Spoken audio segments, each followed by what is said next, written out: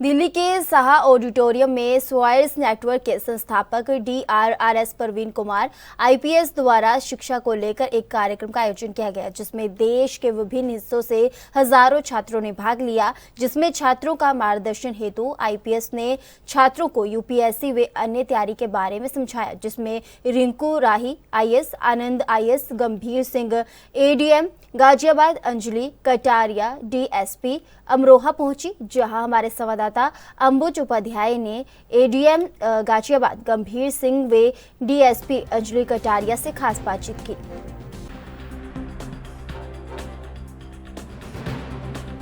दिल्ली के अंदर स्वराज नेटवर्क के द्वारा एक कार्यक्रम आयोजित किया गया, जिसमें गंभीर सिंह मेरे साथ है। सर, क्या कहेंगे, किस तरीके का कार्यक्रम था?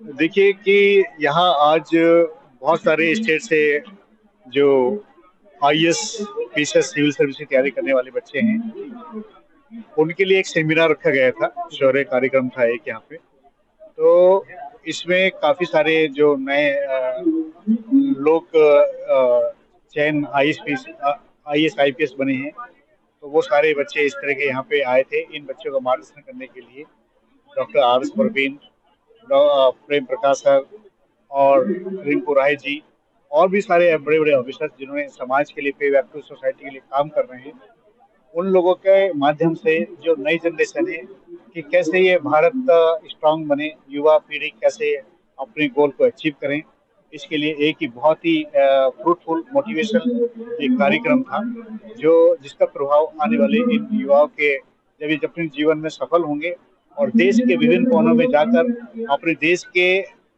विकास में योगदान देंगे, इसका प्रभाव वहाँ देखने को।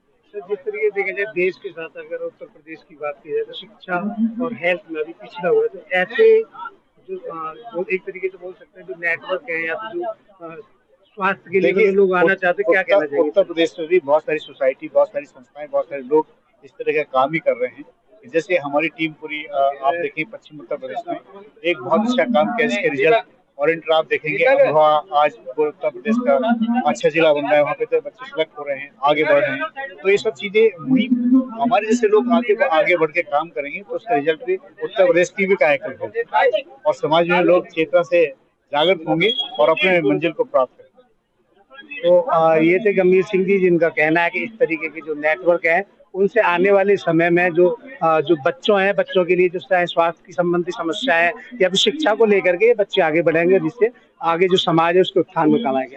दिल्ली में मौजूद हूँ, यहाँ पर अमरोहा जिले से नौगावा सादात से CO मेरे साथ है। मैम, क्या कहेंगे, किस तरीके का प्रोग्राम था? आज स्वरोज नेटवर्क द्वारा ये प्रोग्राम आयोजित किया गया था। स्वरोज नेटवर्क पैन इंडिया लेवल पर हेल्थ और एजुकेशन के सेक्टर में बहुत पाथ ब्रेकिंग काम कर रहे हैं, जो कि बहुत ही सराहनीय है। इन्होंने आज इस प्रोग्राम का आयोजन किया और इसमें सिविल सर्विसेज एस्पिरेंट्स के लिए हमने थोड़ा गाइडेंस सेशन भी दिया था, जिसमें जो मेरा पार्ट था वो स्ट्रेस और एंजाइटी को कैसे हैंडल करते हैं तैयारी करते हुए, उसके बारे में था। और इसके अतिरिक्त अन्य जो विभाग हैं, पुलिस है, प्रशासन है और रिसेंटली जो सिविल सर्विसेज के एरिया में सिलेक्टेड कैंडिडेट्स हैं वो भी आए, IAS IPS आए, जिन्होंने अपने अपने सेशंस लिए। और जितने भी स्वरोज थे, बच्चे थे स्वरोज नेटवर्क से जुड़े हुए, इसके अलावा जो बाकी ओपन टू ऑल इंडिया के काफ़ी विभागों से लोग जुड़े हैं आज, उन्होंने सभी एक्सपर्ट से अपने अपने तरीके से वो लाभान्वित हुए। मैम, जिस तरीके से अगर बात की जाए इंडिया में उत्तर प्रदेश की बात की जाए और खासतौर से अमरोहा जिले की बात की जाए, तो शिक्षा के मामले में अमरोहा जिला शिक्षा और स्वास्थ्य में पिछड़ा हुआ है। इस तरीके के नेटवर्क या इस तरीके की संस्थाओं से कितना फायदा मिलेगा? देखिए, शिक्षा और स्वास्थ्य में बहुत आमूलचूल परिवर्तन आए भी हैं हाल ही में। पिछले 5-10 सालों में हम देखें तो एक क्रांति सी डेवलप हुई है और उस क्रांति में अलग अलग हम देखें सेक्टर्स का योगदान है, चाहे वो प्राइवेट है, गवर्नमेंट है या नॉन गवर्नमेंटल ऑर्गेनाइजेशंस हैं।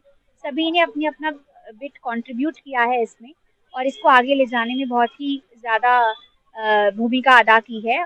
अगर हम देखें स्वरोज नेटवर्क की इस तरह के संस्थान जो कि नॉन गवर्नमेंटल ऑर्गेनाइजेशंस हैं और अपने ही लेवल पर इतना बड़े बृहद स्तर पर कार्य कर रहे हैं, तो डेफिनेटली निश्चित तौर पे ये एक उस क्रांति में फ्यूल देने का काम करेगा, जो कि एक बहुत बड़ी बात है। और अपने स्तर से अपनी की बहुत महत्वपूर्ण भूमिका है।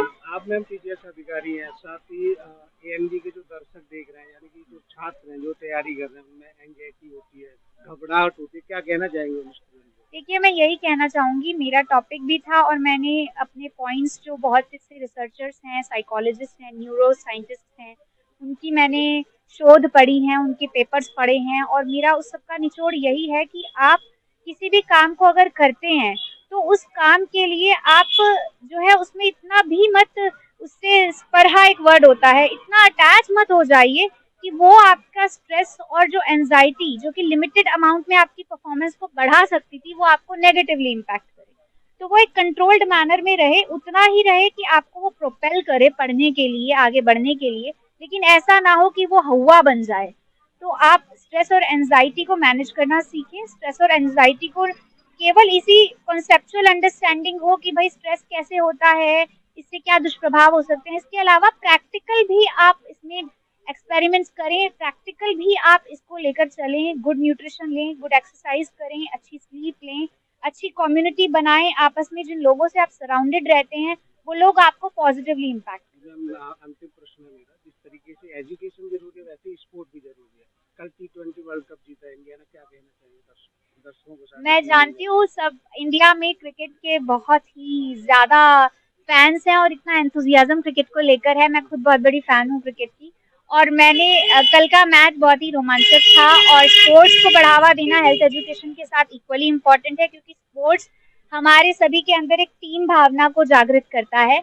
हम लोग आपस में एज अ टीम कैसे काम कर सकते हैं, सभी के पॉजिटिव्स नेगेटिव्स को साथ में लेके कैसे एक विनिंग फ्री पे निकल सकते हैं, दैट इज मोर इम्पोर्टेंट। तो वो स्पोर्ट्स और क्रिकेट के जो हमने कल देखा कैसे रोमांचक बोर्ड, था आपकी नजर में, किसकी वजह से? देखिए ये किसी को नाम देना थोड़ा ठीक नहीं रहेगा, सबने अपना अपना योगदान दिया, लेकिन डेफिनेटली जो वो गजब का कैच था एंड में, जिसने गजब के प्लेयर को, दूसरी ओपोजिट साइड के प्लेयर को धराशायी कर दिया, वो मैं कहूंगी कि टर्निंग पॉइंट था और वो एक ऐसा मोमेंट था जिसने बहुत बड़ा एक उत्साह भर दिया था ऑडियंस, इंडियन ऑडियंस के लिए। वो सब आप समझ ही रहे हैं। इसके अलावा जितने हमारे दूसरे बॉलर्स रहे हैं, विराट कोहली ने बहुत अच्छा प्रदर्शन किया और हमारे जो दूसरे बॉलर थे, Jasprit Bumrah is a consistent player, जो आज मेरी स्पीच थी वो उसी को इंडिकेट कर रही थी, क्योंकि वो अपनी परफॉर्मेंस में बहुत स्थायी रहते हैं, स्टेबल रहते हैं, कंसिस्टेंट रहते हैं।